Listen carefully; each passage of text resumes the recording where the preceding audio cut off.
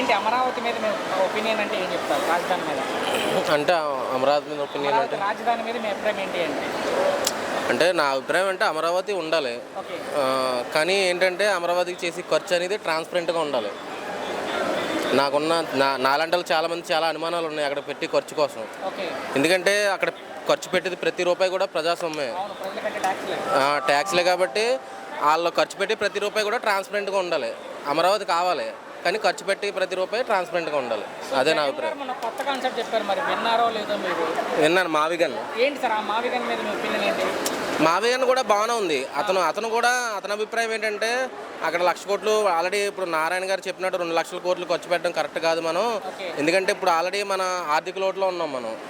అతను చెప్పింది కూడా కరెక్ట్గా ఉంది. మావిగన్ అంటే ఆల్రెడీ మచిలీపట్నం పోర్ట్ రెడీ అవుతుంది, విజయవాడకి నేషనల్ హైవే ఉంది, Gannavaram national airport international airport ఉంది. ఇప్పుడు మనం స్పెషల్గా వీటి గురించి కేర్ తీసుకోవాలంటే చాలా బడ్జెట్ ఖర్చు పెట్టాలి అమరావతిలో.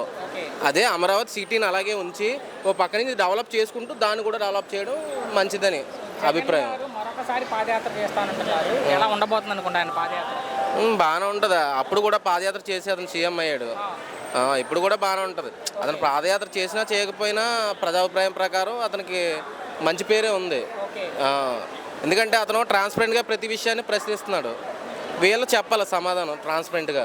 అమరావతి వర్సెస్ మావిగన్ దేనికి మీ ఓటు అంటే?